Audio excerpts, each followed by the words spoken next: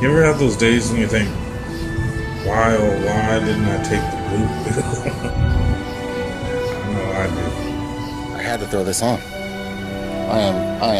My mind and my heart and everything about it is in the clouds with the trees. Very, very intriguing, compelling video. I'll give them that.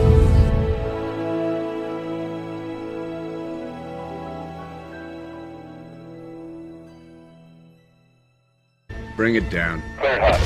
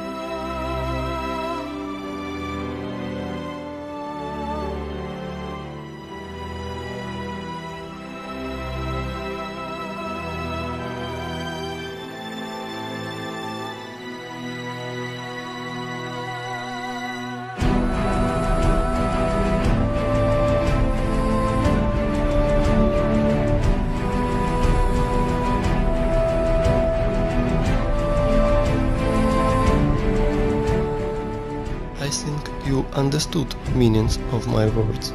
So, I want you to look at the highest stumps of our planet that were mined like a quarry and were broke by a blast.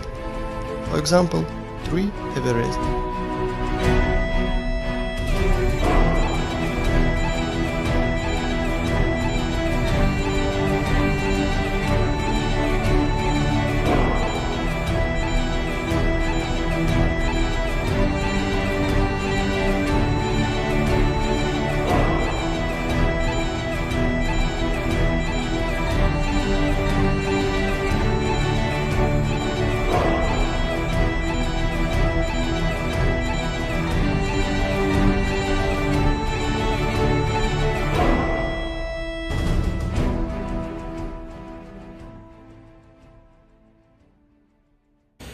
Their damn village happens to be resting on the richest unobtainium deposit within 200 clicks in any direction. I mean, look at all that cheddar.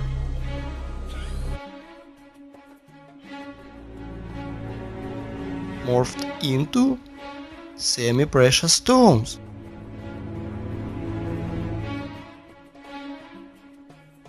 Look at all that cheddar.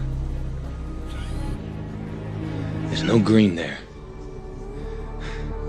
They killed their mother. Look, you chose me for something. I will stand and fight. You know I will.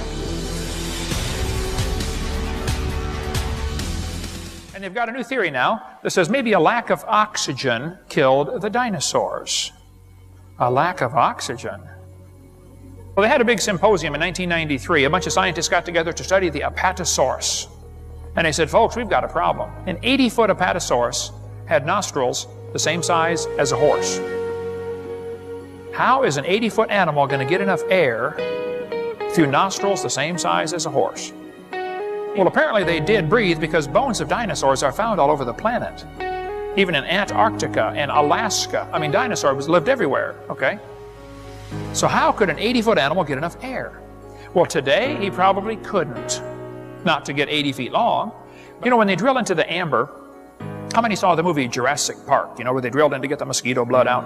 Sometimes in amber, which is petrified tree sap, they find air bubbles in the amber. When they analyze the air bubbles, they find out they're 50% more oxygen than we have today. Today we're breathing 21% oxygen. Amber bubbles have 32% oxygen. Did you know if you lived in a world with double the air pressure and 50% more oxygen, just breathing would be exciting?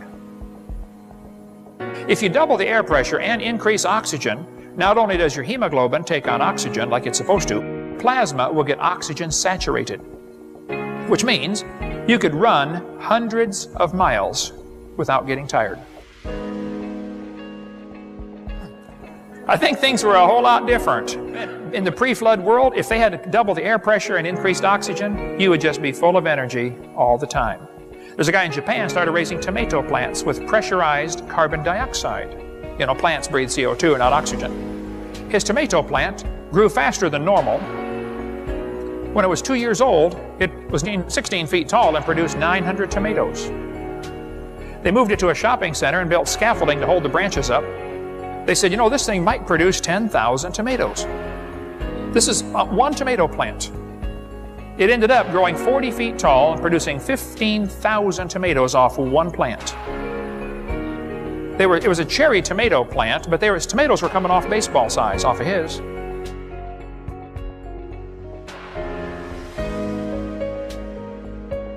But I debated Jeannie Scott in a debate, and she said, Dr. Hovind, there are 80 separate layers of coal in the Midwest. She's right. She said, if you look at the amount of coal in the world today, the entire biomass, all the plants of the world today, could not possibly be converted to that much fossil fuel. She's right again. There is so much coal in the world that if you took every tree and blade of grass and bush and squished it, you couldn't make all the coal. There are enormous volumes of coal in the earth. I said, Jeannie, you are right. She said, well, don't you see, Hovind, there had to be an enormous amount of time to lay down all the coal seams. Oh, no, no, no, right there she's wrong. You see, she's looking at today's world and assuming that's how it's always been. The coal we find in the ground today is a result of that flood, which buried the world before the flood, when they had lots more trees. There's a coal mine in Montana that is 10,000 square miles of coal up to 200 feet thick. Someone told me a few months ago they've now found a seam 300 feet thick. That's a lot of coal. A lot of coal. And sometimes in coal, human artifacts are found. This bell was found inside a lump of coal. This iron pot was found inside a lump of coal. The sole of a shoe found inside a lump of coal. But the Bible says there were herbs, that's plants, over all the earth. It's not that way today. 70% of the earth is underwater. The earth was covered with plants when God made it. Did you know they find leaves in Antarctica? The Bible says before the flood came, they lived to be over 900 years old and probably didn't wrinkle.